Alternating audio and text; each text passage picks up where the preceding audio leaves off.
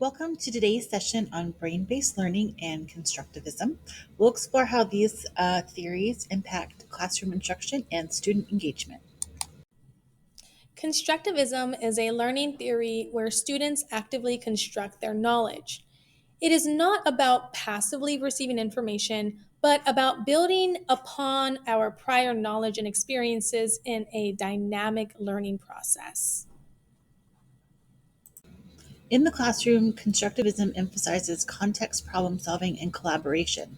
Instead of lecturing, you could encourage exploration of concepts first, which helps students link new information to what they already know. For example, phenomena.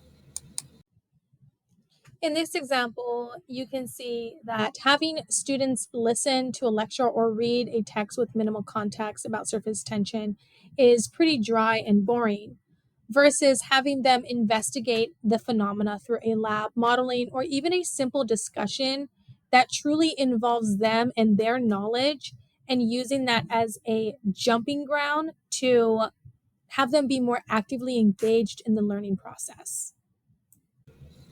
Student-centered learning. This approach empowers students to take an active role in their learning by encouraging them to explore, ask questions, and collaborate with their peers.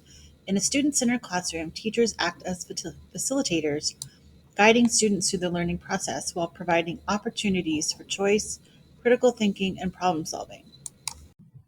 So, what does student centered learning look like in the classroom? Well, in practice, it can look like involving choice boards that cater to different learning styles, or even using strategies like think, pair, shares, where students work individually and then partner up and share ideas, and then lastly, sharing with the class.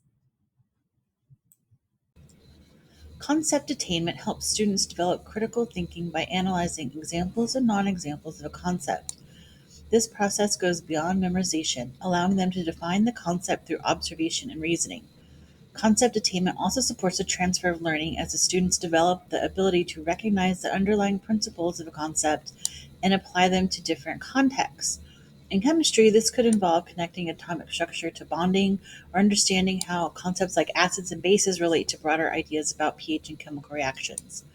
By focusing on a concept attainment, educators can help students build a strong, interconnected foundation of knowledge, enabling them to apply what they've learned across various topics and disciplines. In the classroom, concept attainment can involve classifying items as living or non living, helping students to identify patterns and relationships, and features to define the concept clearly. Positive classroom environment is crucial for fostering student engagement and success. It should be supportive and inclusive, where students feel safe to take risks and express their ideas. Two additional strategies that focus on utilizing the concept attainment and student centered learning, as well as constructivism, is the hexagonal thinking, which encourages students to make connections between concepts, think critically, and provide evidence to support their ideas. It is an engaging strategy for promoting deep discussions and understanding. In the example that we've put here, you can see that there are multiple hexagons, and in those hexagons are various biology concepts. Students can rearrange them however they would please, but they must identify how those two hexagons are related to each other. For example, DNA is related to a chromosome. Chromosomes are related to the traits that you exhibit, such as eye color. The hexagon below it shows the gene being expressed, which is gene expression, which then shows that trait. For more ideas on how to implement strategies like hexagonal thinking and NGSS phenomena based learning, check out resources from Edutopia and other educational platforms. Thank y'all again for listening in on our presentation. We appreciate you taking the time to critique and offer suggestions on future improvement. Have a great day, y'all.